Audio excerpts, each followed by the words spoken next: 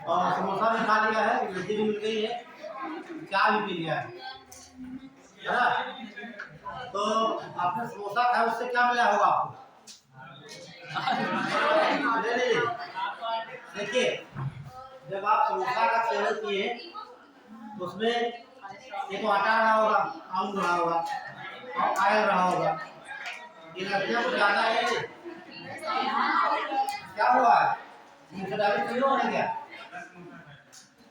ठीक है, दो चीज मिली होगी, एक तो आपको मिला कार्बोहाइड्रेट प्लस फैट, ठीक है। नहीं, फैट की मात्रा कम नहीं होगी। ठीक, जो आयल होता है आसपास लगा होगा, उसके अंदर आलू भरे, आलू ग्लूकोज का जो कि बड़ा स्रोत होता है। और जो आटा वगैरह है वो भी आपका कार्बोहाइड्रेट ही होता है, सब ग्लूकोज में चेंज होता है ना। हाँ, एनर्जी किससे मिलेगी? कार्बोहाइड्रेट से कि फैट से मिलेगी?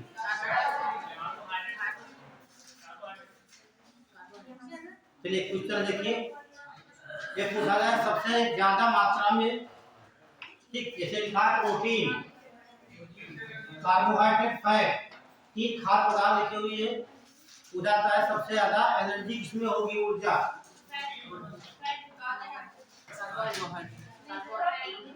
अधिक, सबसे अधिक किसमें होगी?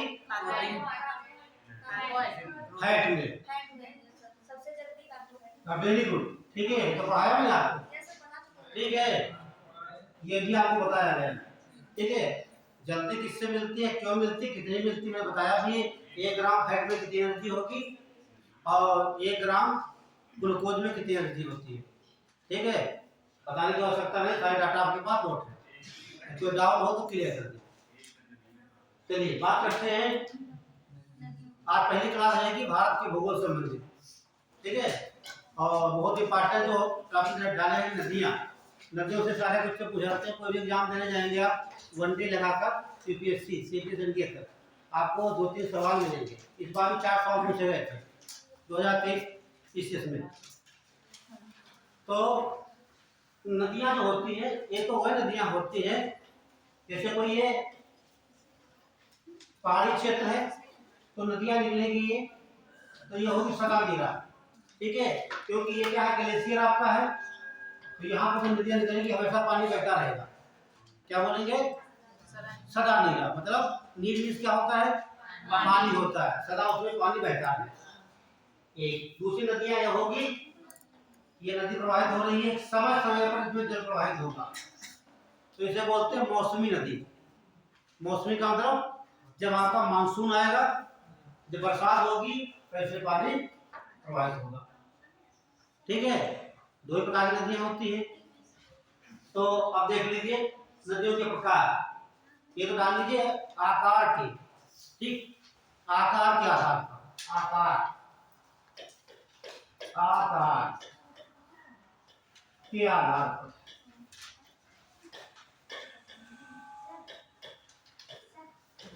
हाँ। विश्व के भूगोल में एक चैप्टर छूटा हुआ है, ठीक है, विश्व की जातियां, ठीक है। तो एक बता दें कितने नामों को, ठीक है, जैसे सिमांग है, बद्दू है, खिरकीज है और माओरी है। कालाहारी कौन सी पाई जाती है? बुशमैन। ये एग्जाम बना देंगे आपको, डायग्राम में समझा देंगे। बाकी विश्व के भूगोल में सारी चीज कुछ नहीं बाकी है, ठीक है। ये कभी क्वेश्चन बनता है, पूछ भी सकती हो किसी भी टाइम, ठीक है। नंबर में है जब चाहे क्लास में, आपकी इच्छा है। आकार के आधार पर देखिए नदियां 5 प्रकार की होती है, कितने प्रकार की? 5 प्रकार की। तो नंबर 1 लिखेंगे वृक्षाकार नदी, वृक्षाकार नदियां। तो बच्चे बताएं, कभी नदी देखा वृक्षाकार? वृक्ष होते कैसे हैं? देखिए ये वृक्ष ऐसे प्रकार होते हैं ना, पहले अभी इस प्रकार। तो नदी देखिए वृक्षाकार, भारत की विश्व की 2 नदियां हैं सबसे इंपॉर्टेंट वृक्षाकार, ठीक। एक तो कांगो नदी, क्या कहेंगे, कांगो देखना कैसी नदी है, इस प्रकार से, है ना, ऐसे तो है। अब दूसरी अमेजन आपने देखा है ना, ऐसा तो अमेजन है, ये प्रवाहित हो रही है। ये लगभग 1160 नदियां इसकी अमेजन की। तो दो एग्जाम्पल नोट कर लीजिए वृक्षाकार नदियों में। कांगो नदी, कांगो, ये कहाँ पड़ेगी, इसकी विशेषता क्या है, कांगो नदी की विशेषता क्या है, मैंने लिखा है वो डिटेल सब को। वेरी गुड, ठीक। ये कौन सी रेखा काट लेगी, विषुवत रेखा में लिख लीजिए ना, विषुवत रेखा 0 डिग्री अक्षांश लिख लीजिए। तो वृक्षाकार नदी में पहले लिखेंगे कांगो नदी, तो दूसरा नाम क्या है, जायरे, जायरे, ठीक है, इसका आकार वृक्षाकार है, ये करके विषुवत रेखा को 2 बार काटती है। दूसरी नदी देखेंगे अमेजन नदी, अमेजन नदी किसका एग्जाम्पल है, वृक्षाकार नदी का। किस महासागर में गिरती है, प्रशांत महासागर या अटलांटिक सागर, वेरी गुड, अटलांटिक महासागर में लिख लीजिए। तो बहुत डिटेल से बताएंगे, सीधा फोकस नहीं कर रहे हैं है ना। तो लिख लीजिए, ये भी इसका एग्जाम्पल है वृक्षाकार, जो आप लोग नहीं जानते हैं उसके बारे में बताते हैं। तो वृक्षाकार के 2 एग्जाम्पल देख लीजिए आप, ये तो कांगो नदी, दूसरी अमेजन। दूसरा प्रकार लिख लीजिए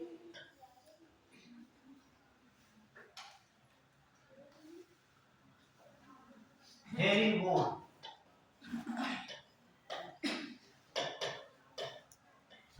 हेरिंगबोन नदियां,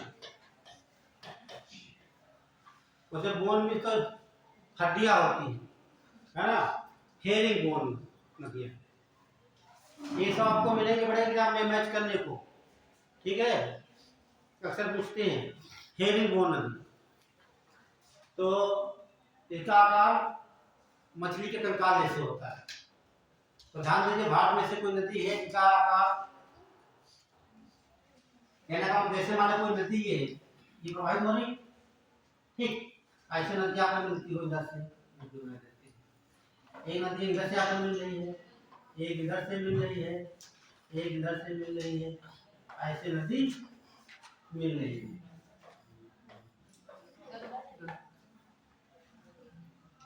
ये हेरिंगबोन नदी होती है इस प्रकार से। आप दक्षिण भारत में जाइए, महानदी देखा है, कावेरी, कृष्णा, गोदावरी, ठीक है, ये सब एग्जाम्पल आपको मिलेंगे वहां पे, ठीक है। और गंगा नदी क्यों नहीं है, गंगा नदी कैसे, ये गंगा नदी है देख रहे आप, उसके पहले कौन चल रही है, यमुना चल रही है, यमुना से चल रही है ना, ये तो समानांतर चल रही है, तो रेखी नदी हो गई। तो बताएंगे रेखी आधार पे तो क्या हो जाएंगे, गंगा यमुना हो जाएंगे। तो यहाँ नोट कर लीजिए आप, हेरिंगबोन नदी। जब आप कोई किताब पढ़ेंगे तो वहाँ हो सकता है एक जो एग्जाम्पल दे सकते हैं, लेकिन हम तो आपको बहुत दिखा देंगे, ठीक है। लेकिन महानदी,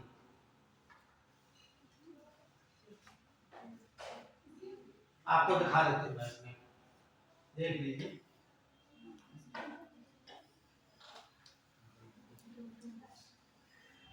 प्रायद्वीप से निकलने वाले 4 प्रमुख नदियां हैं, बाकी तो बहुत हैं, जो कहाँ गिरेंगी, ये बे ऑफ बंगाल में। एक नदी सबसे पहले उत्तर में कौन सी मिलेगी, इसे बोलेंगे महानदी, ठीक है, ये कहाँ गिरेगी, उड़ीसा।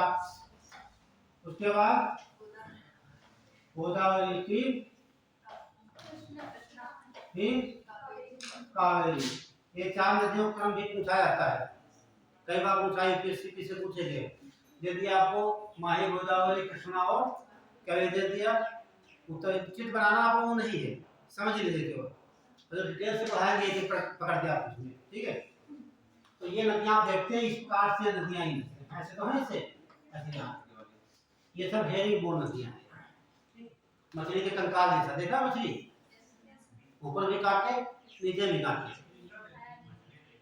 क्या देखा हाँ जिंदा देखा तो बाकी उसके अंदर होते हैं हाँ ऊपर से नहीं मजा आएगा ठीक है। तो लिख लीजिए माही गोदावरी ये सब एग्जाम्पल मिलेंगे आपको। माही माही नहीं क्या महानदी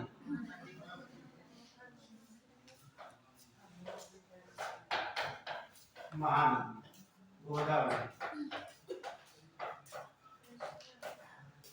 गोदावरी। अगला लिखिए रेखी नदियां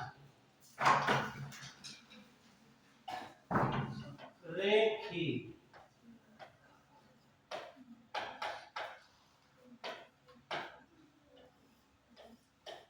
रेखी नदियां रेखी मतलब सारी नदियां रेखी होती हैं लेकिन कुछ ऐसे मान लीजिए गंगा देखते आप हैं गंगा को प्रवाहित हो रही है यमुना भी उसके समानांतर बह रही है रेखाओं के रूप में लिख लीजिए रेखी नदियां का एग्जाम्पल सीधे डिफरेंशियल नहीं लिखना है। गंगा रेखी नदी को एग्जाम्पल ही पूछेगा एग्जाम में डिफरेंशियल नहीं आती है कुछ भी नहीं आती है ठीक है। तो रेखी नदी क्या मिलेंगे गंगा और यमुना। तीसरा लिख लीजिए अब केंद्रीय नदियां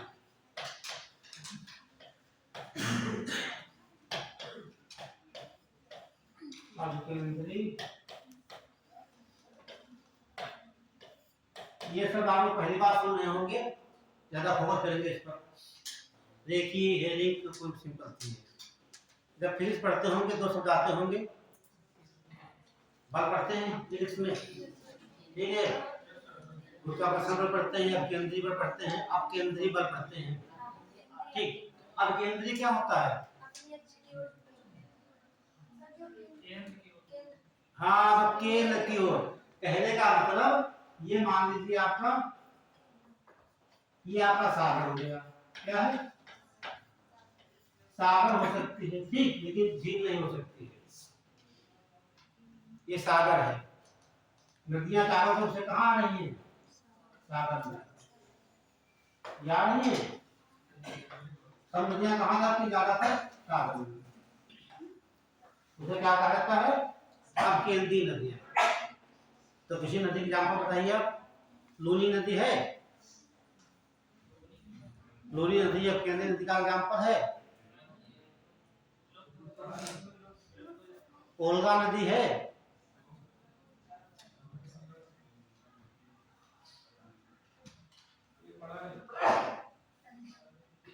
अब आपको दिमाग में होना चाहिए कौन कुछ नदियां सागर में गिरती जाके लूनी नदी क्या है ये अंतःस्थलीय नदियां है अंतःस्थलीय मतलब स्थल के अंदर ही समाप्त हो जाती है ना किसी झील में ना खाड़ी में ना किसी समुद्र तक पहुंचती वहां तक नहीं ठीक है ऐसे एग्जाम्पल पूछे भी जाते हैं। तो गंगा नदी आप देख रहे हैं कहाँ गिरती है गंगा खाड़ी में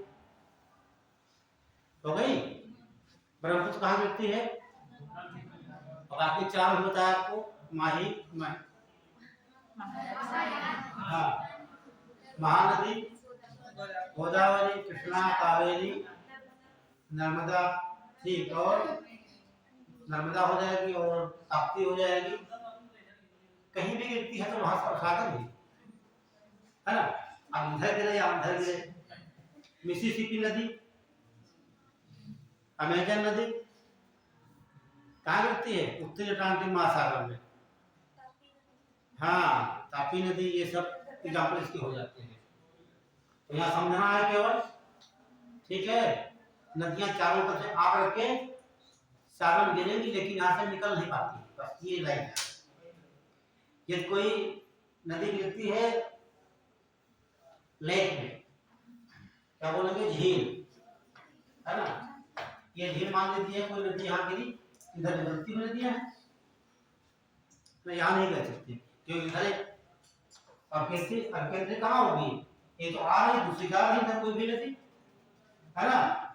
कैसी कोई नदी समुद्र से जाती स्थल की ओर हर संसार में कोई नदी नहीं, ठीक। इसलिए जो भी नदी आपका सागरों से मिलती है वो सब क्या है, अर्केंद्री नदी है, ठीक। यहाँ झील नहीं कह सकते हम, तो झील में भाई एक नदी आ रही है यहाँ से निकाली जा सकती है, ठीक है, और होती भी है, कोई पानी लेकर आ रहा है कोई पानी लेकर जा रही है, तो नोट कर लीजिए इसमें लाइन वही नदियां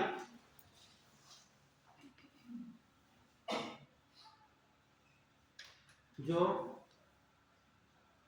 स्थल भाग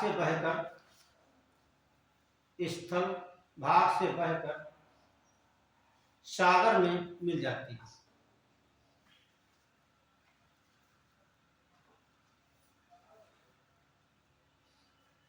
सागर में मिल जाती है। एग्जाम्पल तो हम ले सकते हैं हम लोग, जैसे गंगा लिख सकते हैं, यमुना लिखेंगे नहीं लिखेंगे, ठीक। हाँ वो तो गंगा सीधे कहाँ जा रही है, बंगाल खाड़ी में गिर रही है। इसके अलावा कृष्णा, गोदावरी, ठीक है, Tapti, Narmada, Mississippi, Amazon, Congo,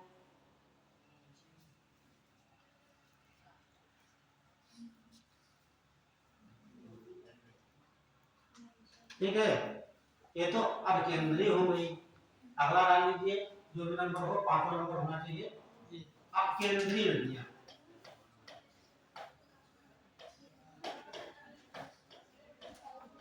आप केंद्रीय नदियां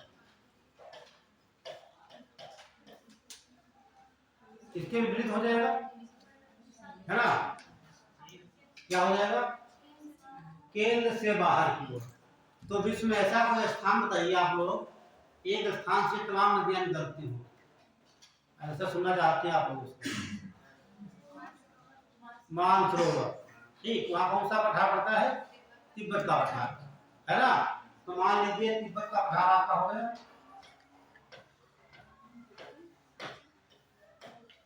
तिब्बत का पठार, ये पठार हो गए। तो यहां से कोई नदी बताइए, ये तो मेकांग नदी निकलती है, याद है मेकांग, दक्षिण एशिया की सबसे लंबी नदी बताया था आपको, है मेकांग नदी। और कौन निकलती है यहाँ से, ब्रह्मपुत्र नदी निकलेगी, सरस्वती निकलेगी, वेरी को सिंधु निकलेगी, है ना। हाँ यावती भी निकलती है। ये तमाम प्रकार की नदियां हैं, और छोटी छोटी नदियां निकलती हैं चारों तरफ, है ना, निकलेंगी छोटी छोटी सभी। तो कैसी नदियां हो जाएंगी, अब केंद्रीय नदियां।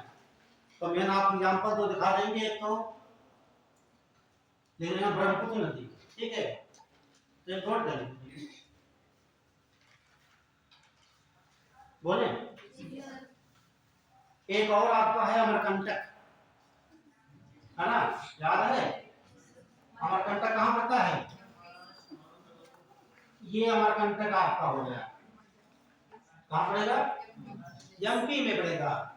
इधर बहुत सी नदी बहती है, एक इधर बहती है एक इधर बहती है। एक और सवाल पूछा गया, एक ऐसा स्थान जहां से एक नदी बह रही पूरब की तरफ, एक बह रही पश्चिम की तरफ, इसे बोलते हैं नर्मदा, इसे बोलते हैं सोन नदी, ठीक। ये मिलती है अरब सागर में, ये गंगा की सागर मिलती है। इसे पूरा पढ़ेंगे फिर बन जाएगा वहां पर। तो ये भी क्या हो गया, इसका एग्जाम्पल हो गया आपकी, है ना, दो नदियां निकल रही, और भी छोटी छोटी बहुत सी यहाँ से होंगी, लेकिन हम तो यहाँ लिख लीजिए इसमें आपके अंदर में, देखिए एक ही स्थान से चारों दिशाओं में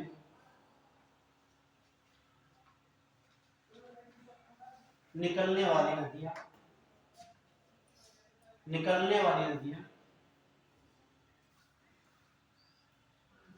अब केंद्रीय नदियां कहलाती हैं। जैसे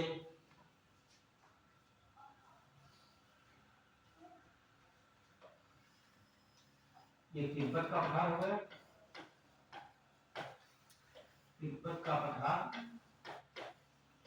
एक नदी उधर दिखा देंगे सतलज,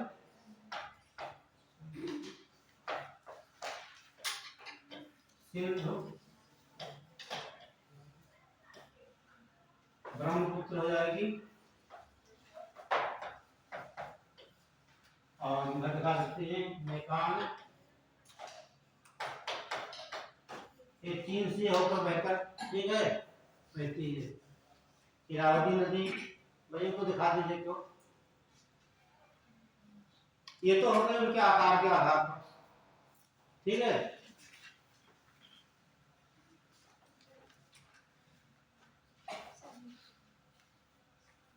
अब देखेंगे अवस्थाओं के आधार पर, जैसे हम कहते हैं हम भी अभी बाल्यावस्था में है, एक प्रौढ़ावस्था में है, फिर कहा जाते हैं वृद्धावस्था में, बचपन, वयस्क और बूढ़े हो गए। फिर ध्यान दीजिए अवस्था के आधार पर, अवस्था के लिए बहुत इंपॉर्टेंट यहाँ पूछा थे सवाल, अवस्था के आधार पर, अवस्था।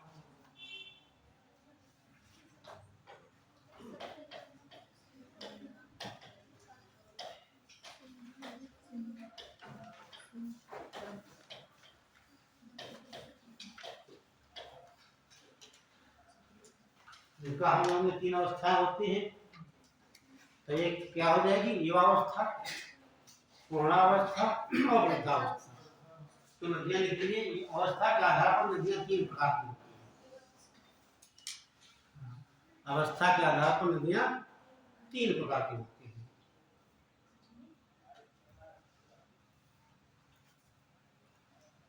तो यहाँ समझना भी है, लिखना भी है, हो सकता है तो डायग्राम भी लिख सकते हैं, लेकिन बहुत इंपॉर्टेंट भी है। लिखेंगे युवा अवस्था,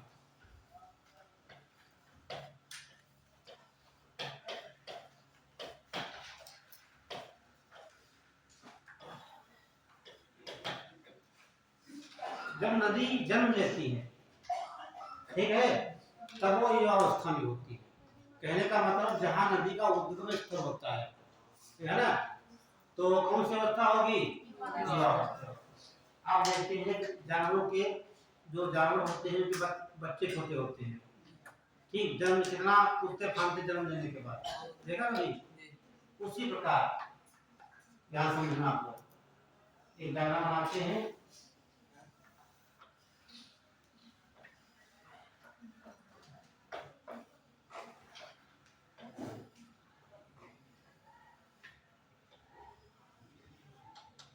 ये कोई चट्टाने हैं, क्या है, शैले हैं,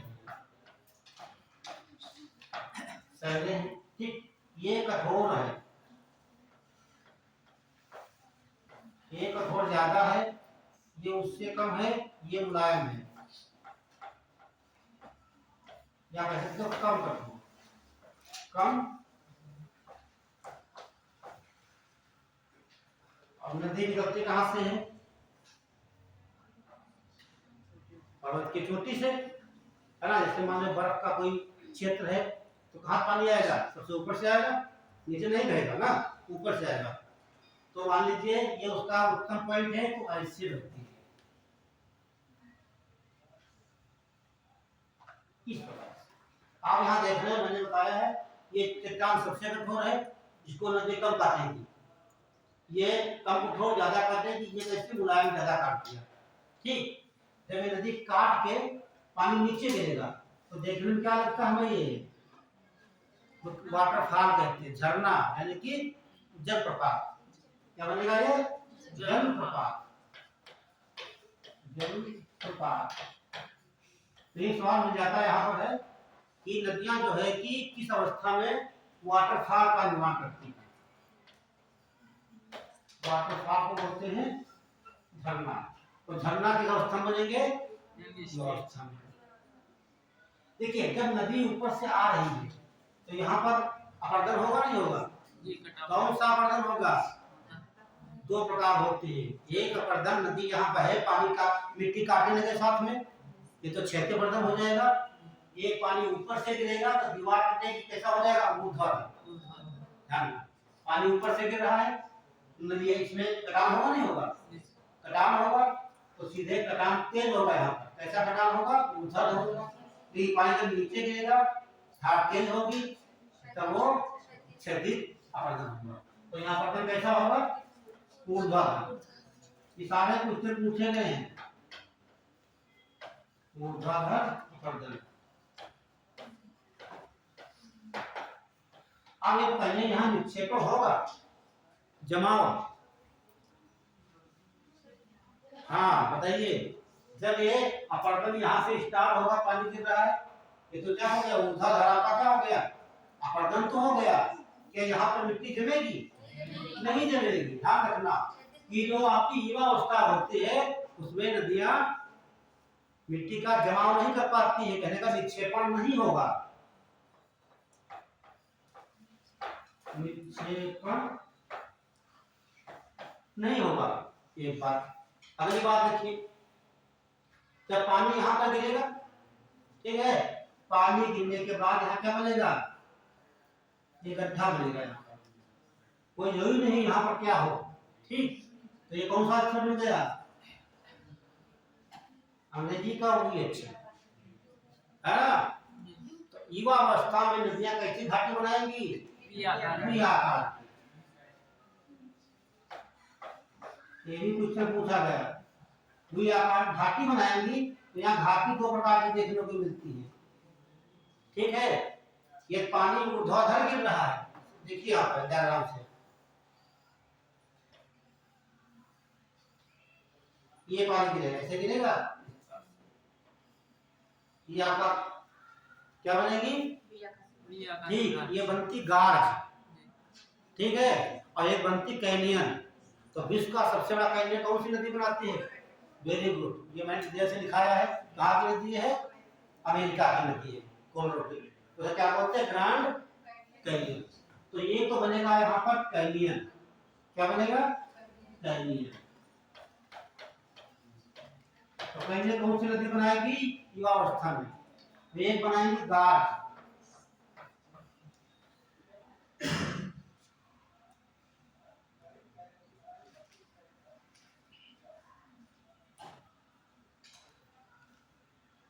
तो इसके अलावा यहाँ क्या होगा, अभी लिखवा देंगे आपको पॉइंट टू पॉइंट, ठीक है। तो यहाँ पानी का प्रवाह जो होगा तीव्र होगा कि मंद होगा, बहुत तीव्र होता है, ठीक है। कहने का मतलब जो नदी युवावस्था में जब आएगी, पानी का प्रवाह कैसा होगा, जल प्रवाह तीव्र होता है। तो युवावस्था में दो प्रकार की आकृतियां बनती हैं, कैनियन और गार्ज। गार्ज आप भारत में कहाँ देख सकते हैं, सिंधु नदी, है ना, बहुत बढ़िया गार्ज बनाती है, बहुत गहरा ऊपर से पानी दिखता है। और ये कैनियन देखने को मिलेगा आपको, कौन नदी बताया आपने, कोलोराडो,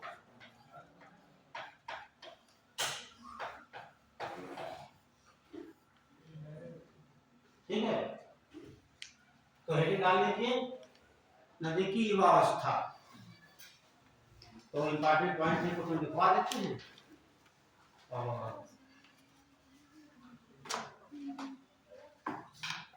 बना लिया, बनाना है नहीं, समझना है आपको।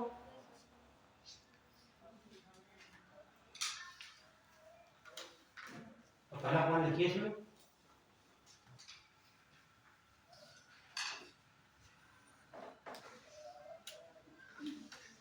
देखिए, जब नदी युवावस्था में होती है, जब नदी युवावस्था में होती है,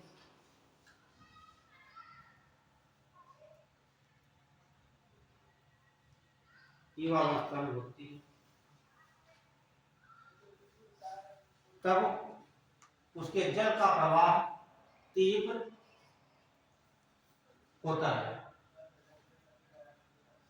तीव्र।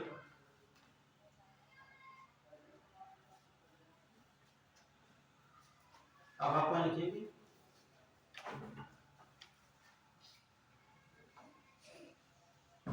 जलप्रपात का निर्माण करेगी। नंबर डाल के लेना पॉइंट, ठीक। नदी जलप्रपात यानी कि वाटरफॉल या झरना का निर्माण करेगी।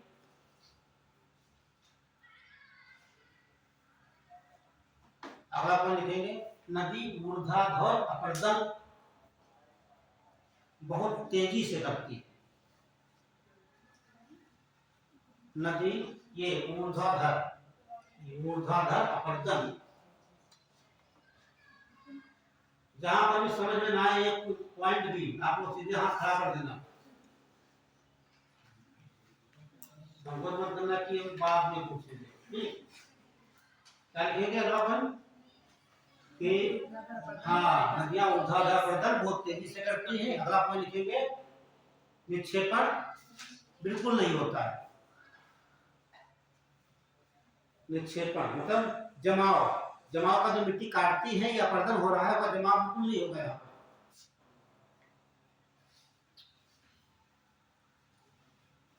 अब अपन लिखेंगे, युवावस्था में नदियां वी आकार की घाटी बनाती है।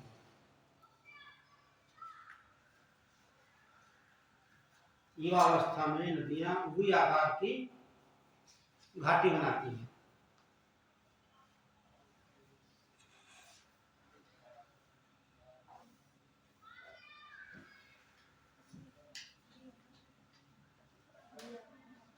ये बनाएंगे वी आकार, ठीक, घाटी बनाती है। ये घाटी सकरी होगी कि चौड़ी होगी? वेरी गुड, सकरी होगी। चौड़ी कब होगी? जब नदी आएगी प्रौढ़ावस्था में, जब पहाड़ों से उतर कर नदी कहाँ जाएगी?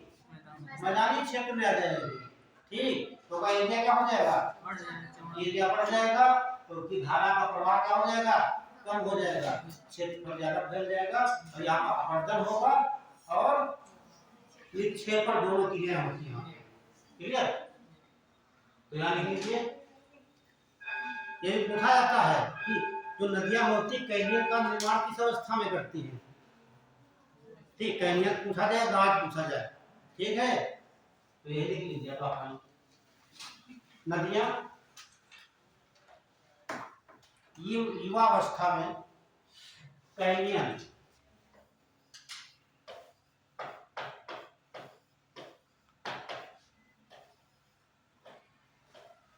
का निर्माण करती है। कैनियन का नीचे यही लिख लेंगे, विश्व का सबसे बड़ा ग्रांड कैनियन, ग्रांड कैनियन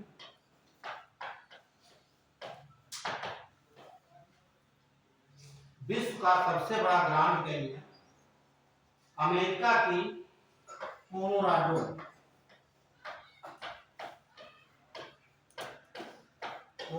नदी बनाती है।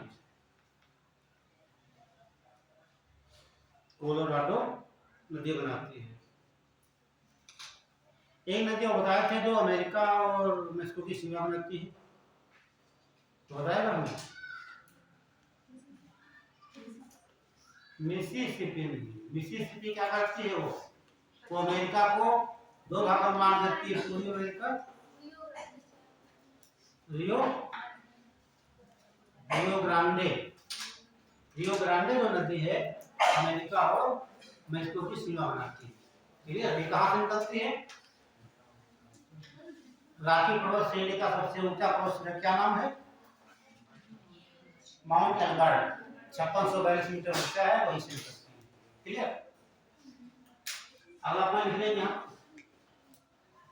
युवा अवस्था में नदी गाज का भी निर्माण करती है। गाज,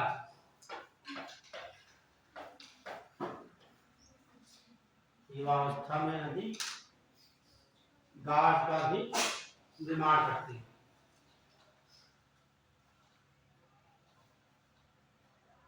बढ़िया नोट बना के रखो, रिवीजन करते रहना बीच बीच में। अब मान लीजिए प्रौढ़ावस्था,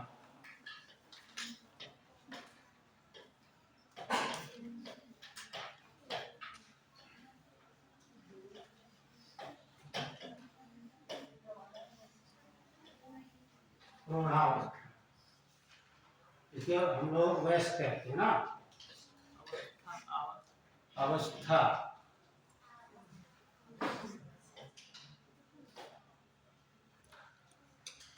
हो गया। अब नदी क्या करेगी? नदी युवावस्था से कहाँ पहुंच रही है? युवावस्था में। तो इसका क्षेत्रफल क्या होगा? एरिया इसका अधिक हो जाएगा। जब जितना जल आ रहा था अधिक हो जाएगा, एरिया क्या होगा? इसका क्षेत्रफल जब अधिक हो जाएगा तो पानी का जो प्रवाह क्या हो जाएगा? कम नहीं होगा। प्रवाह क्या हो जाएगा? उसकी गति क्या हो जाएगी? धीमी हो जाएगी। जब गति धीमी हो जाएगी, पानी आ जाएगा लगभग मैदानी क्षेत्र में, तो दो काम होंगे यहाँ पर। एक तो होगा आपका अपर्दन। कौन सा अपर्दन? बिल्कुल क्षैतिज अपर्दन। क्षैतिज अपर्दन भी होगा यहाँ पर। इनके साथ क्या होगा? पहले काम तो कटाव। कटाव किसका होगा? मिट्टी का कटाव। और दूसरा होगा निक्षेपण। निक्षेपण क्या बोलते हैं? जमाव। मिट्टी का कटाव भी करेगी और जमाव भी करेगी। तो आप देखते हैं तमाम प्रकार के तटबंध बन जाते हैं। एक समझना है हमारे पास यहाँ पर। जैसे कोई नदी इस प्रकार से बहती हुई आ रही है, इस प्रकार से, है ना जी। लेकिन जब होती है युवावस्था में तो कैसे बहती है? ऊपर बहुत तेज धार सीधे गिरती है, रेखी रूप में। लेकिन जब आ जाएगी मैदानी क्षेत्र, मैदान पे आ जाएगी तो क्या करेगी? वो ढाल का अनुसरण करेगी। जिधर उसको ढाल मिलेगा उधर नदी हो जाएगी। ठीक है, किधर जाएगी? अब ढाल जैसे जैसे आता रहेगा वैसे नदी ये घूमती रहेगी। तो ये क्या बन जाते हैं? विसर्ग। ये बहुत पूछा जाता है, विसर्ग। नदियां जो है विसर्ग का निर्माण कब करेंगी? किस अवस्था में? पूर्णावस्था में। और ध्यान दीजिए, जब ये नदी बहती रहती है इसमें क्या होगा? जमाव भी ज्यादा हो रहा। समझना, ध्यान देखिए आप लोग, या जमाव भी हो रहा, कटाव भी हो रहा, तो आकर ये मिट्टी जम जाएगी यहाँ। ठीक, ये नदी यहाँ ना जाकर ये नदी ऐसे घूम जाएगी। तो ये भाग अलग हो गया। तो ये बनती है गोकुल झील। वो यही क्वेश्चन पूछा गया, गोकुल झील। तो गोकुल का देखिए, गो मीन्स क्या होता है? गाय। कुल मीन्स गाय का खुर। ठीक, हाँ गाय के पैर का खुर। हाँ सही बात है। गोकुल, गो मीन्स गाय, खुर माने खुर। तो देखिए गाय के ऐसा बन गया, तुम जैसा ये। तो गोकुल झील कहाँ बनती है? नदियां बनाती है। पहले बनेगी विसर्ग के रूप में, फिर बदल जाती है गोकुल झील के रूप में। किस अवस्था में? पूर्णावस्था में। लेकिन कभी कभी होता क्या है, ये मिट्टी जाकर जमा हो जाती तो बन जाते तटबंध। तटबंध, तो तटबंधों का भी निर्माण करती है। ठीक, यहाँ पर आपको तटबंध, विसर्ग और गोकुल, कटाव, जमाव, बस 4 क्वेश्चन को ध्यान रखना है, यही पूछे जाते हैं। ठीक, तो विसर्ग कब बनेंगे? किस अवस्था में? पूर्णावस्था में। ठीक, और हाँ ये कटाव जमाव सब होगा, धारा का प्रवाह कम हो जाएगा। ठीक है, तो यहाँ पर लिखना स्टार्ट कर दीजिए आप लोग। बोले ठीक है, इस अवस्था में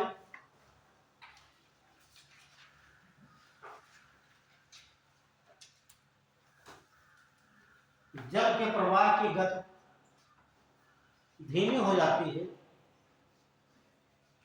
धीमी हो जाती है।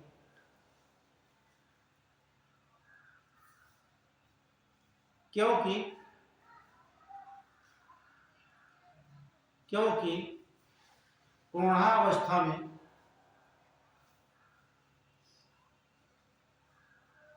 नदियों का क्षेत्रफल अधिक हो जाता है। क्योंकि पूर्णावस्था में नदियों का क्षेत्रफल अधिक हो जाता है।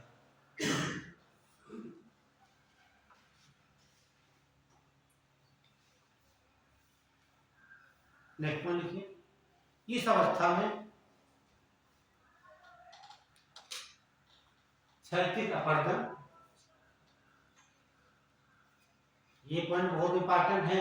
क्षैतिज अपर्दन यानी कि कटाव और निक्षेपण दोनों क्रियाएं होती हैं। इस अवस्था में क्षैतिज अपर्दन और निक्षेपण दोनों क्रियाएं होती हैं।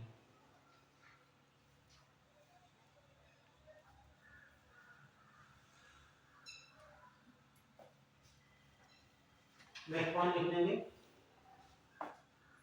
इस अवस्था में नदियां विसर्ग का निर्माण करती है, विसर्ग का निर्माण करती है। नदियां विसर्ग का निर्माण करती है। तो देखिए कौन सा आकार बन गया ये इंग्लिश में बताइए। अच्छा इंग्लिश में इसलिए नहीं बताओगे ये। तो ये सवाल बनता है नदियां किस अवस्था में अपना आकार यश के रूप में परिवर्तित कर लेती हैं। हाँ तो ये सब पॉइंट देख लीजिए, लिखा तो होगा वहां पे लेकिन नहीं कर पाओगे, नोट कर लीजिए। अब अपन क्या लिखे आप इसमें लास्ट में विसर्ग का निर्माण करती है।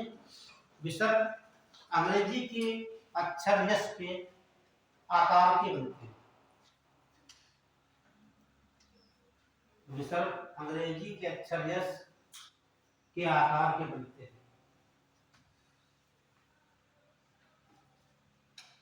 ये क्वेश्चन तैयार हो गया कि ऐसा कौन सा महासागर है जिसका आकार अंग्रेजी के अक्षर यश के जैसा है। अटलांटिक महासागर, वेरी गुड। ठीक, ये तो क्वेश्चन हम बोल नहीं पाते, आप बता देते हैं है ना, कितनी बार पढ़ते हैं ये। और एक जब विविधता वाला हम कितनी बार, जब भी पॉइंट आता है, जब हमारी बात करते हैं किसकी, जब हम ये लाइन खींचते हैं इस लाइन को, तब पहला पॉइंट बताते हैं जैव विविधता के बारे में। क्या बताते हैं कि सुन लीजिए, यहाँ पर सूर्य की किरण लंबवत पड़ती है, गर्मी ज्यादा होगी तो यहाँ पर क्या होगा, गर्मी ज्यादा होगा, लो टेम्परेचर मिलेगा, लो प्रेशर बेल्ट बनेगी यहाँ पे, तो ये गैसें ऊपर जाएंगी, ठीक, संग्रहित होगी तो यहाँ पानी बरसेगा। तो ज्यादा मात्रा में पानी बरसेगा तो यहाँ जंगल बहुत होंगे, यहाँ जंगल ज्यादा होंगे, ज्यादा पानी बरसेगा, ज्यादा टेम्परेचर होगा तो वहाँ जीव जंतु ज्यादा होंगे, जंगल ज्यादा होंगे। जैव विविधता का मतलब हो गया कि जैव विविधता, ठीक, ऐसे जीव जंतु तो विभिन्न प्रकार के यहाँ निवास करते हैं। तो सबसे ज्यादा बरसात कहाँ होती है, होती है जब हम ध्रुवों की ओर जाएंगे तो विविधता कहाँ होगी, कम होती जाएगी। सिंपल सा बेसिक कांसेप्ट है, चाहे ध्रुव कोई भी ध्रुव हो। आप कोई पुख्ता बताइए भारत में विविधता ज्यादा कहाँ पाई जाएगी, आपको मैं पता है ये दक्षिण भारत में सबसे ज्यादा, उत्तर भारत से कम।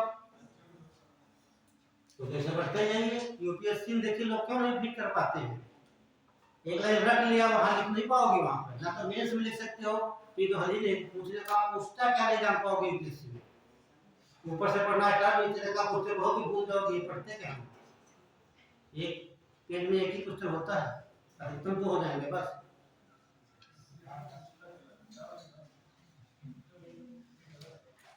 अगला पॉइंट क्या लिखेंगे, क्या लिखा आकार का होता है अगला पॉइंट। देखिए इस अवस्था में नदियां गोकुल झील का निर्माण करती हैं। इस अवस्था में नदियां गोकुल झील का निर्माण करती हैं।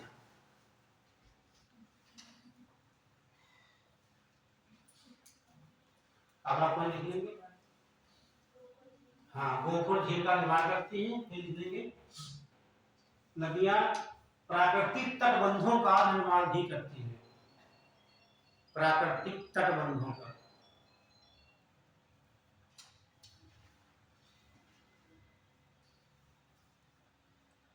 तीसरा डाल लीजिए वृद्धावस्था, खतरनाक होती है ना। उसी के लिए सब हम लोग कर रहे हैं, है ना। अच्छा लिखा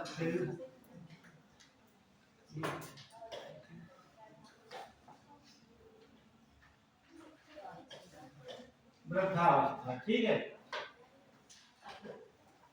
ये एक वैज्ञानिक मनोवैज्ञानिक हैं सिगमंड फ्रॉइड, हाँ फ्रॉइड, ठीक है। उन्होंने वृद्धावस्था को सबसे कठिन अवस्था बताया है ना। पढ़ना बहुत बढ़िया ये है मनोवैज्ञानिक, उनका नाम भी बढ़िया फ्रॉइड, फ्रॉइड नहीं है इसे फ्रॉइड, इनको फ्रॉइड कहते हैं, है ना। तो वृद्धावस्था देख लीजिए, अब ये वृद्धावस्था आएगी कब, मतलब जब का जीवन समाप्त होने वाला होता है। जीवन समाप्त कहाँ पर होता है, समुद्र में। कहने का मतलब नदी की ऐसी अवस्था, समुद्र मिलने के पहले जो अवस्था होती है उसे क्या बोलेंगे, जो नदी कहाँ मिल गई, समुद्र में, तो उसका खत्म हो गया तो क्या कहेंगे उसको, सागर महासागर कहते, जो तो नहीं कहेंगे ना। तो नदी आ रही हुई है, यहाँ पर ऐसे फैल चुकी होगी नदी इस प्रकार से, ये मान लीजिए कोई सागर यहाँ पर है, ठीक है, इस प्रकार से नदी फैल चुकी होती है। कहाँ पर, समुद्र में मिलने के पहले कोई भी नदी होगी, ठीक है, समुद्र में मिलने के पहले सागर विकराल हो चुका होता है। क्यों हो चुका होता है, नदियां ढाल का अनुसरण करती है, जैसे समुद्र किनारे का ढाल उसका बढ़ता जाता है तो अपना रूप भी बदलती जाती है, ठीक। तो ये सब क्या बन जाते हैं, ये आप देख लेंगे, ये क्या बने, क्या बता दीजिए लाइन में, ये सब बने डेल्टा। तो कब बनाएंगे डेल्टा, वृद्धावस्था में, समुद्र, ठीक, समुद्र में मिलने के पहले, ठीक, नदियों की धारा बहुत कम हो जाती है, बहुत धीमी हो जाती है, यहाँ का आवर्धन करेंगी, यहाँ को जमाव करेंगी, क्योंकि देखिए युवा अवस्था से लेकर के युवा अवस्था, फिर दूसरी आपकी प्रौढ़ावस्था, दोनों अवस्थाओं में जो आपका आवर्धन हुआ है वो सब लेकर आएंगी यहाँ तक। अब यहाँ इतनी धार की बहुत स्लो हो चुकी होती है कि इतनी क्षमता नहीं रहती है कि हम कोई कटान करें, केवल जो उसमें मिट्टी उट्टी यहाँ पर मलबा है उसको जमाने का करती है, तो केवल यहाँ पर निक्षेपण होता है, जमा होता है, तो क्या बनाते हैं, डेल्टा, डेल्टा बनाते हैं। और कहीं कहीं एक दिखा देते हैं आपको, समुद्री पंख बन जाते हैं यहाँ पर, जैसे मान लीजिए कंकड़ पत्थर कुछ आ जाते हैं यहाँ पे, तो कंकड़ पत्थर ऐसे हो जाते हैं, ठीक, ये क्या बन जाते हैं, पंख बन जाते हैं। और ये कभी कभी ऐसा होता है ये ढेर बन जाता, तो ये क्या बन गया, शंख के रूप बन गया, तो इस शंख के आकार की रचना करती है। तो तीन प्रकार की रचना बनाती है, ये तो दो तीन, मैंने ये पुकारता है नदियां की अवस्था में डेल्टा का निर्माण करती है, तो वृद्धावस्था में, यहाँ दो पर नोट कर लीजिए जाए। देखिए नदी समुद्र में, वेरी गुड, हाँ एस्चुरी बनाएंगे, ठीक है, करेक्ट, जैसे नर्मदा और ताप्ती है, दोनों पॉइंट लिखेंगे एस्चुरी, ठीक। अच्छा बता दें क्या रोल इसको यूज किया जाए, ठीक है, नोट मत कीजिए, क्या लिखे आप लोग, वृद्धावस्था में नोट करिए। जब नदी समुद्र में मिलने वाली होती है,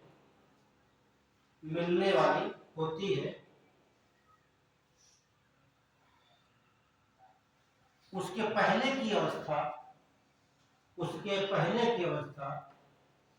वृद्धावस्था कहलाती है, उसके पहले की अवस्था वृद्धावस्था कहलाती है।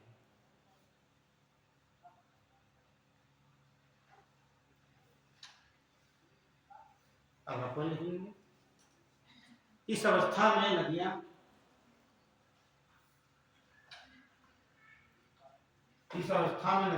डेल्टा और एस्चुरी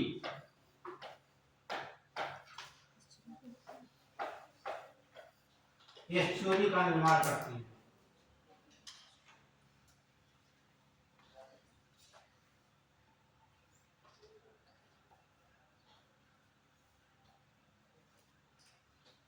तो भारत कौन सी नदियां जो एस्चुरी बनाएंगी, ये सवाल पूछा गया पीसीएस में, आप लोग सॉल्व किया करो। ठीक है, कौन सी नदी बनाएंगे? जो नदियां बंगाल की खाड़ी में नहीं गिरेंगी। तो कहाँ गिरेंगी? अरब सागर में। क्यों? देखिए ये ढाल जो है मंद ढाल है। क्या है? मंद ढाल है। ठीक, मंद ढाल होगा तो मलबा लाइन में धीरे जमा होता रहेगा।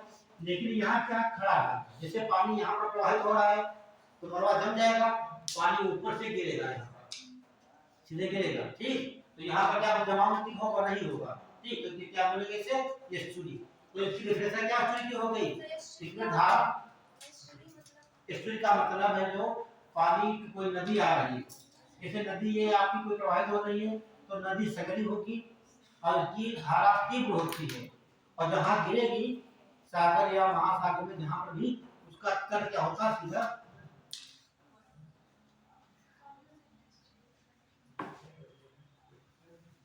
ठीक, उसका तट जो होता है सीधा खड़ा होता है। क्लियर? उसे क्या बोलते हैं? एस्चुरी कहा जाता है। और यहाँ तक खड़ा होता सीधे। ठीक, तो यहाँ पर डेल्टा नहीं बनते, जो जितनी नदियां सब डेल्टा बना रही है यहाँ पर, लेकिन यहाँ डेल्टा नहीं बना रही है, ये तक खड़ा हुआ है। आपने देखा कोंकण रेलवे, नाम सुना है? कोंकण रेलवे क्या है? यहाँ से लगा खंभों के खंभे बनाए गए हैं, खंभे पर पूरी रेलवे लाइन बनी है यहाँ पे। ठीक है, कोंकण तक भी कहा जाता है, आगे चर्चा करेंगे इसके बारे में। तो क्या लिखे हैं? इस अवस्था में नदियां डेल्टा और एस्चुरी का निर्माण करती हैं। कोई रिवर ऐसी है जो एस्चुरी और डेल्टा दोनों बनाती है? देखिए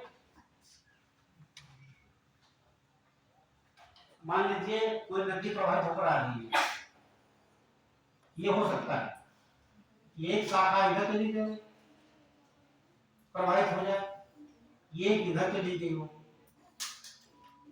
ठीक, हो सकता है इधर का भाग पक्ष इतना होगा तो यहाँ डेल्टा बन जाएगी उसकी, ये भाग जो होगा यहाँ पर।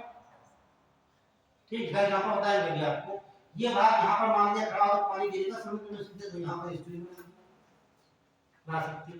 जैसे जब आप गंगा नदी पढ़ेंगे, गंगा नदी इस प्रकार से आती है ना,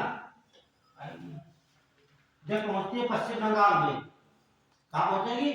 पश्चिम बंगाल में, उसकी एक शाखा है दिखली, दूसरी शाखा रहती है पश्चिम बंगाल में ही, उसे कहा जाता है भागीरथी, इसे बोलते हैं हुगली। ये पहुंचती है बांग्लादेश में, तब इसे पद्मा कहा जाता है। उधर से पहुंचती आएगी, ये आती ब्रह्मपुत्र नदी आती है, दोनों मिल जाती है यहाँ पर, है ना। अब देखिए यहाँ पर ये तो यहाँ पर बनाया विश्व का सबसे बड़ा डेल्टा, गंगा ब्रह्मपुत्र नदी का डेल्टा बन गया आपका। लेकिन ये भाग मान लीजिए आपका बंगाल खाड़ी ना होता है यहाँ पर, तो यहाँ डेल्टा नहीं बनता है यहाँ पर, तो दो नदियां बना सकती हैं। लेकिन मैंने अभी तक बुक में ऐसा नहीं पढ़ा कि एक नदी हो डेल्टा भी बनाती हो और एस्चुरी बनाती है, कोई ऐसा हो तो हाँ नहीं बना सकती है, काम हो सकता है। ठीक, ये नदी देखिए डिवाइड हो गई, यहाँ ये काम हो सकता है, इसके अलावा अब यहाँ नदी मान लीजिए ये महासागर है, नदी आकर कोई यहाँ पर डेल्टा ऐसे मिल नहीं जाता, तो या तो डेल्टा बनाएगी या फिर यहाँ पे एस्चुरी बनाएगी, यही जो बनाएगी। लेकिन जब उसकी शाखा दो हो जाती है, ठीक है, तो नर्मदा और ताप्ती भी, जैसे गूगल पे तो नर्मदा और ताप्ती दिखा है, दोनों बनाती है एस्चुरी है। हाँ, और एक सीन नदी है, हाँ सीन नदी कहाँ की है? फ्रांस की है। ठीक, हाँ सही। तो कौन सी अवस्था थी? बर्ताव। तो क्या बना? डेल्टा बना, एस्चुरी बनी और समुद्री पंख बने और समुद्री शंख बने। ये नोट कर लें, समुद्री पंख और समुद्री शंख, समुद्री पंख, समुद्री शंख। और एक डेल्टा, एक एक्चुअली, 4 आकृति आपने देखा मध्यावस्था, है ना। समुद्री पंख, असमुद्री शंख, एक्चुअली और डेल्टा, 4 आकृतियां बनती है मध्यावस्था में। ये सब लिखा है। कोण, एकाग्र पत्थर जम जाते हैं, दिखने लगते हैं उसको, आपने देखा भी है, ठीक। अब डाल दीजिए अपवाह के आधार पर नदियां यहाँ से अक्सर बहुत सारा पूछा है अपवाह, ये आप क्लासिफिकेशन पढ़ लेना नदियों का, ठीक है। अपवाह के आधार पर, अपवाह,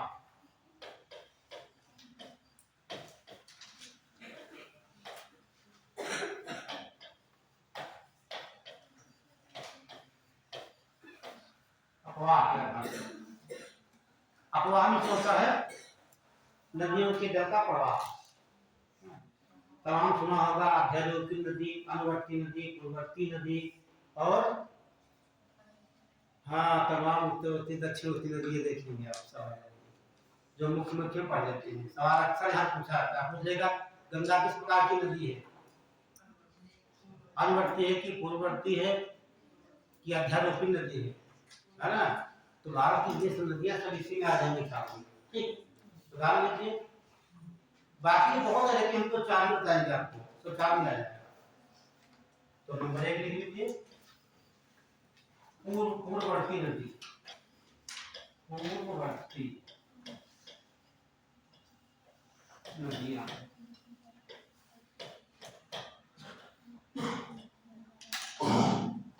अब पूर्ववर्ती मतलब क्या है कि नदियां तो प्रवाहित तो पूर्व की ओर, इसका संबंध है कि नहीं है संबंध, पूर्व से कोई मतलब नहीं है।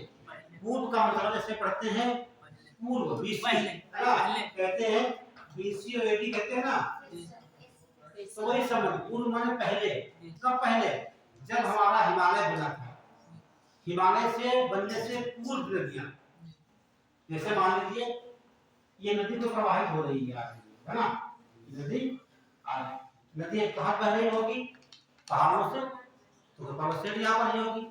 लेकिन उस समय हिमालय का निर्माण नहीं हुआ था, हिमालय निर्माण ट्रांस हिमालय देखते हैं, ट्रांस हिमालय हिमालय का भाग नहीं है वो, ठीक है। पढ़ाई में क्लासिफिकेशन बताया गया आपका, ठीक है। ट्रांस हिमालय बहुत पुराना है, हिमालय से अलग है। जैसे काराकोरम पढ़ते हैं आपने, काराकोरम जो है किसका भाग है, ट्रांस हिमालय का, लद्दाख पर्वत श्रेणी, ठीक। ये सब क्या है, लद्दाख, काराकोरम और जास्कर, ये सब ट्रांस हिमालय के 3 भाग हैं, 3 पर्वत श्रेणियां हैं। हिमालय से कोई मतलब नहीं, कोई नदी प्रवाहित हो रही थी, समझना हमारी बात यहाँ पर। और उसके बाद क्या हुआ, ये धीरे धीरे हिमालय का उत्थान होने लगा, हिमालय का उत्थान होने लगा, लेकिन इनकी धारा इतनी तेज थी, इसका उत्थान तो हो गया लेकिन इनके इनकी डायरेक्शन चेंज नहीं हुई। ये समुद्र, ये पहाड़ ऊपर उठ जाते तो नदी यहाँ बंद हो जाती, उसका प्रवाह क्या होता है, इधर हो जाता है या फिर इधर हो जाता है। कहने का मतलब जो कोई अवरोधक यहाँ पर आए उनका कोई प्रभाव नहीं पड़ा, वो पूर्व की तरह नदियां बहती, ऐसे कहेंगे पूर्ववर्ती नदियां, क्लियर। तो क्या मतलब कह सकते हैं, वह नदियां, सुन लो पहले, वह नदियां हाँ जिनका प्रवाह चेंज नहीं हुआ है, ठीक। जैसे कोई नदी बह रही जिससे प्रवाहित हो रही है इस प्रकार से। अब यहाँ कितने भी अवरोध हैं, एग्जाम्पल बताते हैं देखने वाला। जैसे मान लो बाइक आपके पास है या साइकिल है, पैदल जा रही, उधर से तूफान बहुत तेजी से आ रहा है, आप मोटरसाइकिल से जा रही दिशा में, उधर से क्या आ रहा है, तूफान, तूफान आ रहा है उधर है, आपकी स्पीड इतनी तेज हो कि तूफान का कोई प्रभाव ना पड़े, ठीक है।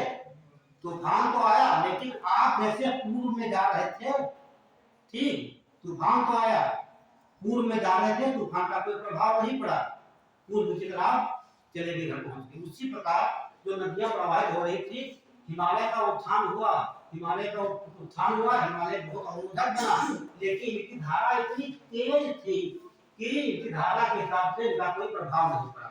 ऐसी नदियों को क्या बोलेंगे हम? पूर्ववर्ती नदी। जैसे ब्रह्मपुत्र नदी देखेंगे, आपको सतलज देखेंगे, गंगा नदी देखेंगे और सिंधु नदी देखेंगे, ये सब किसके एग्जाम्पल है? पूर्ववर्ती नदी। नोट कर लीजिए, तो कोई दूसरा बता नहीं। बस शर्त ये है कि ठीक है, इन नदियों का उत्थान कब हुआ है? हिमालय से पहले।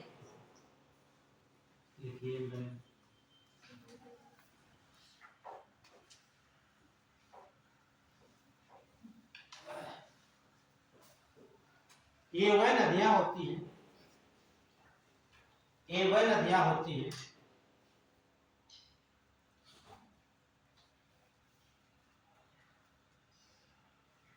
जिनकी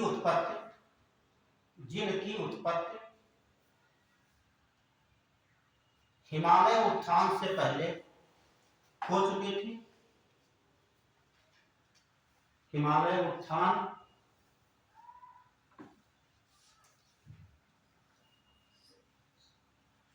से पहले हो चुकी थी और हिमालय के उत्थान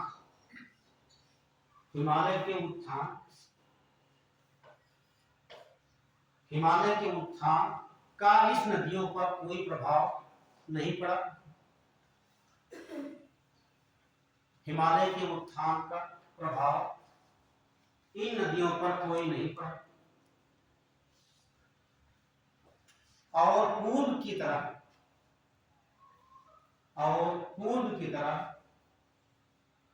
प्रवाहित होती रही। पूर्व की तरह प्रवाहित होती रही। ऐसी नदियों को पूर्ववर्ती नदी कहा जाता है। ऐसी नदियों को पूर्ववर्ती नदी कहा जाता है। जैसे एग्जाम्पल पूछता है, एग्जाम्पल दे देगा, पूछ लेगा किसका एग्जाम्पल, तो यहाँ क्या लिखेंगे? गंगा नदी।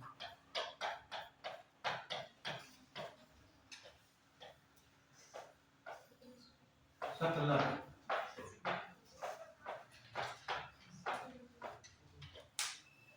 ऐसा होता तो कोई नदी हिमालय के अंदर से बाहर आ पाती क्या?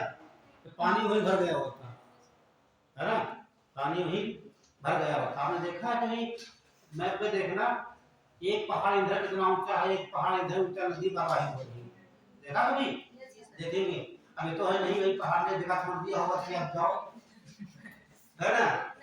हाँ, वो नदी जगह बना रहे उसके बाद सतलज,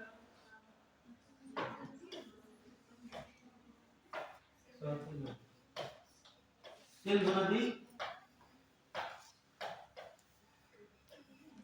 ब्रह्मपुत्र की है, सिंधु ब्रह्मपुत्र,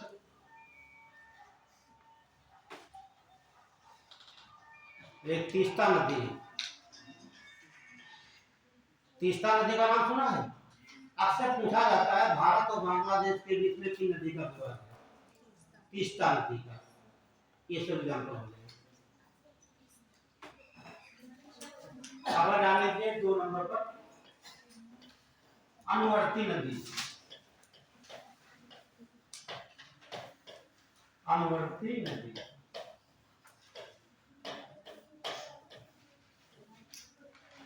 अनुवर्ती नदी।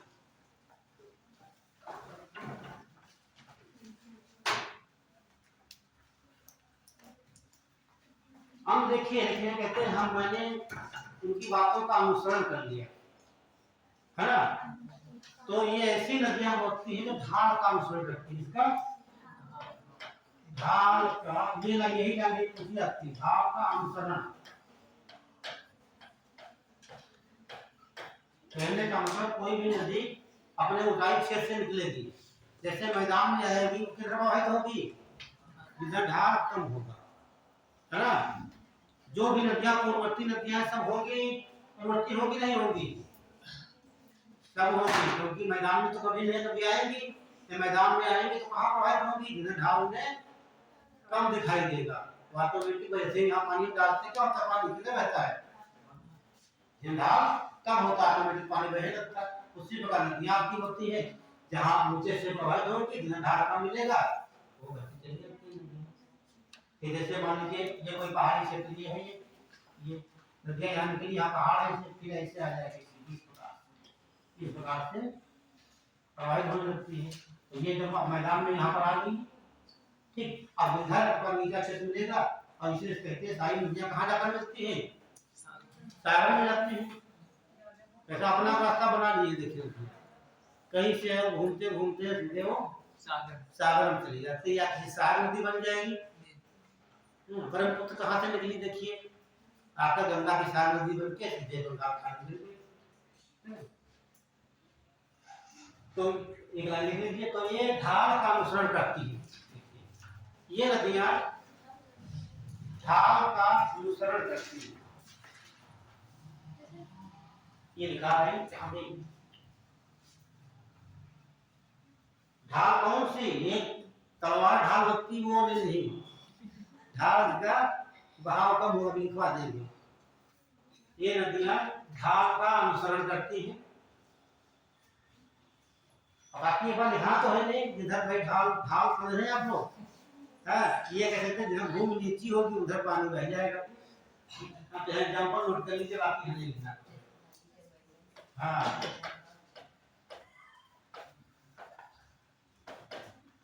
जैसे लिख लीजिए गंगा नदी,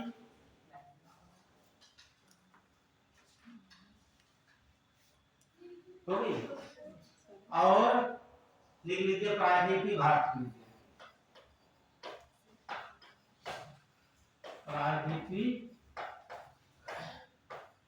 भारत की नदियां।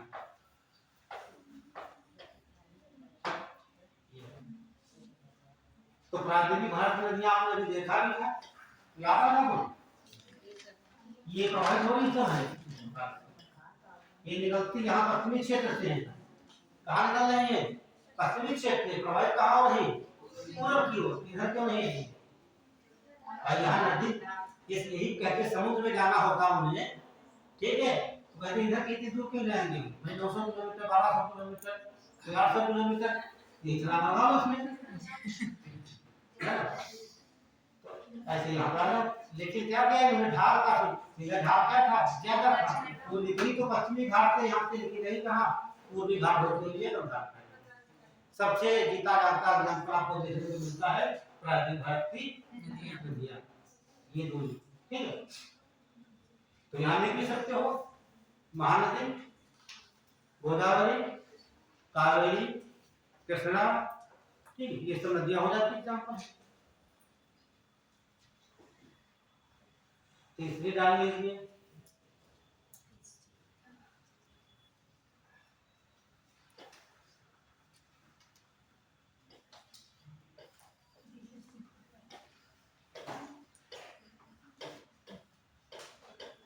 परवर्ती नदी।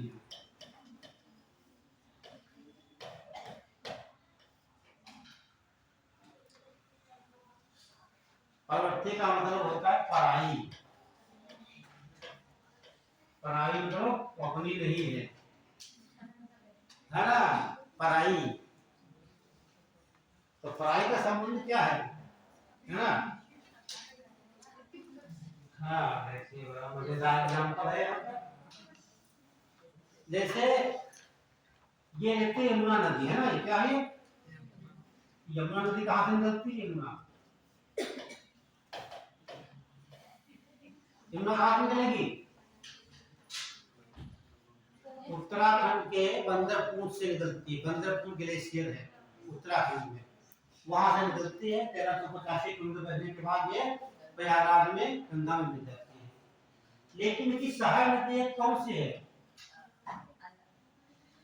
चंबल, चंबल, ये कहां से निकलती है, जनापाव पहाड़ी, जनापाव पहाड़ी, ये कहां पड़ती है, एमपी पड़ती है। ये तो आपकी हिमालय रेंज हो गई है ना। तो यहाँ कौन सी पर्वत श्रेणी है, मध्य प्रदेश में, हाँ विंध्याचल पर्वत श्रेणी, क्या है, विंध्याचल। देखिए जो एक नदी थी हिमालय से निकल रही थी, ठीक है, ये तो मुख्य नदी हो गई। जो दूसरी की सहायक नदी है कहाँ से निकल रही है? दूसरी पर्वत श्रेणी से। इससे कोई संबंध इसका है? नहीं संबंध है। तो ये कौन सी नदी हो गई? पराई हो गई। पराई तो है ही वाली। अल्लाह यहाँ पर देख लीजिए, ये देखिए ये गंगा नदी है, समझे क्वेश्चन करिए आप लोग। ये कौन सी नदी है? गंगा नदी है। एक नदी निकल कर आती है नेपाल से, कोसी, नाम सुना है? कोसी नदी। इसका क्षेत्र अलग है, उद्गम स्थल कहाँ है? भारत में है, इसका नेपाल में। पढ़ाई हुई नहीं हुई? पढ़ाई हुई। अगला देखिए, एक नदी इधर से आती है, सोन नदी। सोन कहाँ से निकलती है? अमरकंटक से। अमरकंटक कहाँ है? सतपुड़ा पर्वत श्रेणी। तो ये सतपुड़ा पर्वत श्रेणी हो गई, ठीक। ये आपका हिमालय हो गया। तो इसका देखिए, पहले तो हमने इनका उद्गम स्थल अलग अलग होता है, एक पर्वत श्रेणी में नहीं हो सकता है। और दूसरी शर्त है कैसे मिलती है, देखो कहाँ मिल रही है? संपूर्ण में मिल रही है। सवाल पूछा भी आता है कौन सी नदियां होती है जो संपूर्ण पर मुख्य नदी में मिलती है, या संपूर्ण कह सकते हैं या 90 डिग्री बना। 90 डिग्री नहीं बना यहाँ पर, दोनों जगह बन रहा है। बाकी नदियां कैसे प्रभावित होंगी? इस प्रकार जा रही है, ऐसे मिल जाएंगे, ऐसे गोल नहीं बनता। यहाँ शर्त है कैसे मिलेंगी?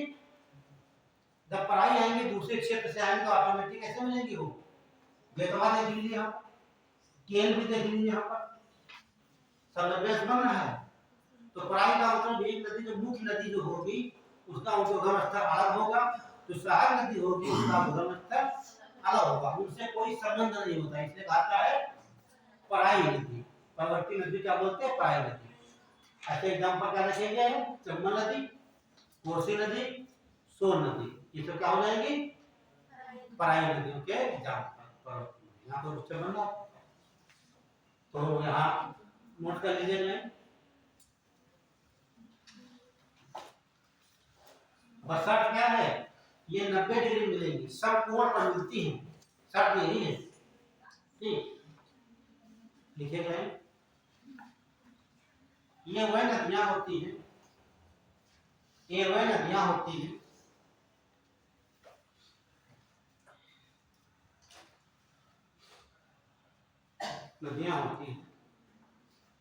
जिनके उद्गम स्थल अलग अलग होते हैं, उद्गम स्थल अलग अलग होते हैं, लेकिन मुख्य नदी में दूसरी नदी समकोण जहां पर लिखेंगे समकोण, ब्रैकेट में 90 डिग्री लिख देना आपको। मुख्य नदी में समकोण पर मिलती है, समकोण पर मिलती है।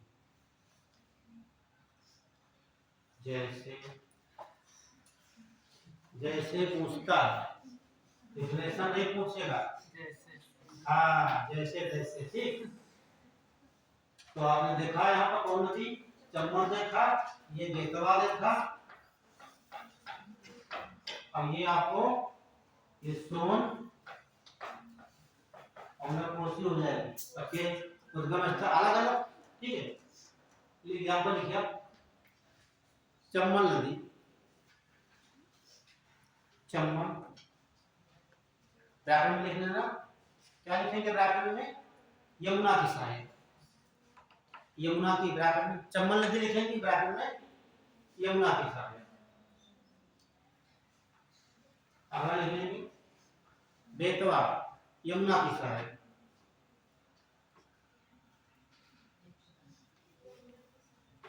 बेतवा यमुना की सहायक।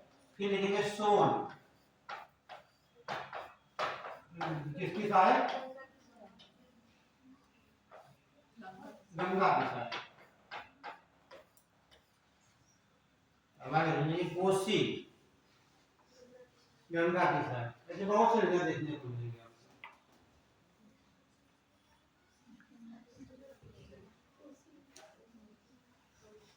तो समझ गए? ठीक, ऐसे नदियां क्या बोलेंगे? पराई नहीं परवर्ती कहेंगे, पराई नहीं कहेंगे।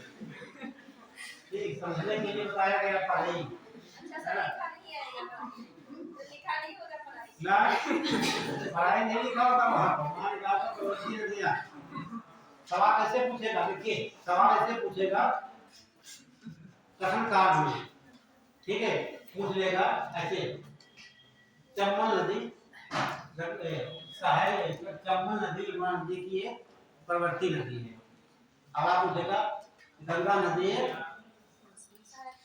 नहीं, गंगा नदी एक प्रवृत्ति नदी है। ठीक, अब कथन कारण आपको सिद्ध करना होता है। तमाम प्रकार के सवाल पूछे जाते हैं, घुमा करके ध्यान रखना, बताई हुई बातों को ध्यान रखना, डायग्राम से याद रखना। ठीक, अगला देखिए अध्यारोपित नदी है। टाइम हो गया, बस 2 मिनट रुक जाइए आपने, बस 2 मिनट।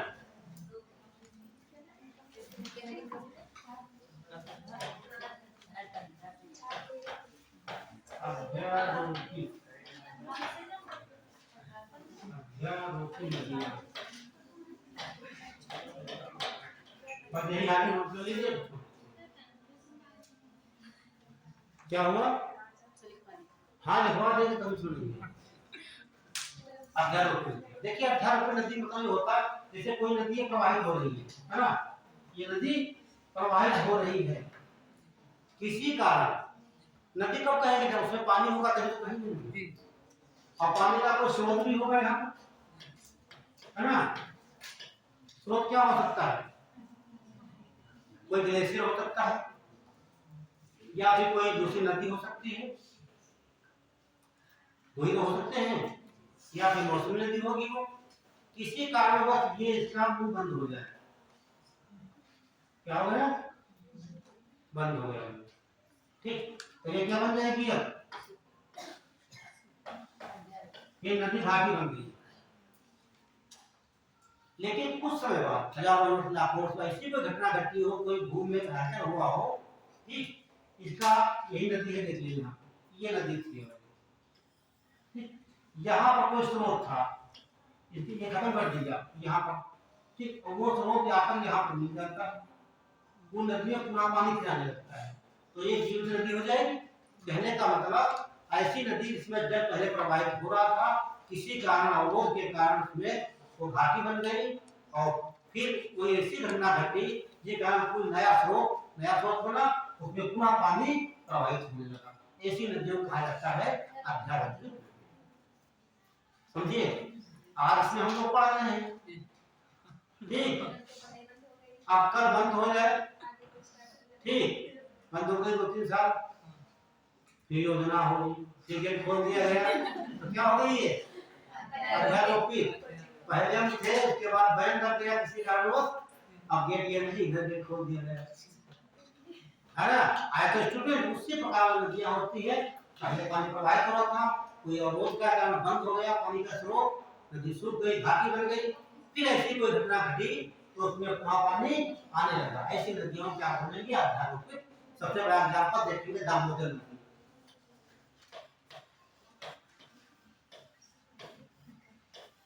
तो एक लाइन लिख लीजिए, इससे पहले बाद में लिखना एग्जांपल बोले, लिखिए।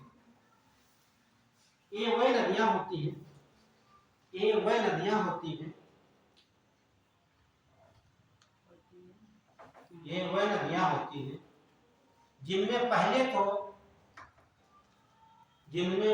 तो जल बह रहा होता है,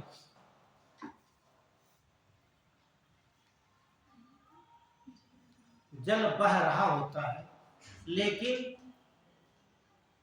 इनका स्रोत बंद होने से एक सूखी नदी घाटी के रूप में एक सूखी घाटी, एक सूखी नदी घाटी के रूप में परिवर्तित हो जाती है।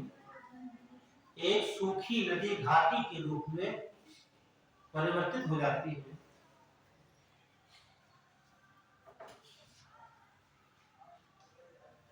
लेकिन हो जाती है, लेकिन पुनः किसी नए जल स्रोत के द्वारा, लेकिन पुनः किसी नए जल स्रोत के द्वारा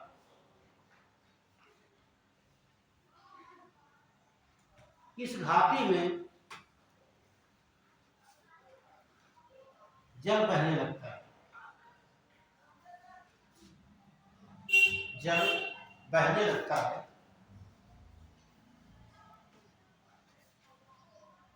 ऐसी नदियों को अध्यारोपित नदी कहा जाता है। ऐसी नदियों को अध्यारोपित नदी कहा जाता है।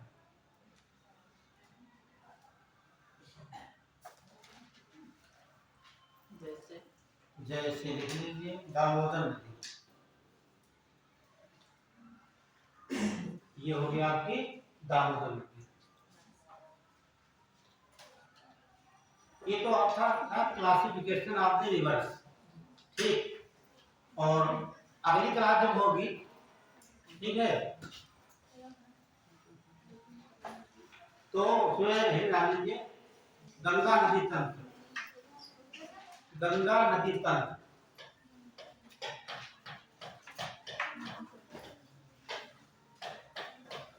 और आप लोग पढ़ के आना ठीक से, वो कई लोगों से एटलस भी जरूर, एक फोटो खींचना भी आप लोगों का है, और एक एटलस जरूर लेकर आइएगा।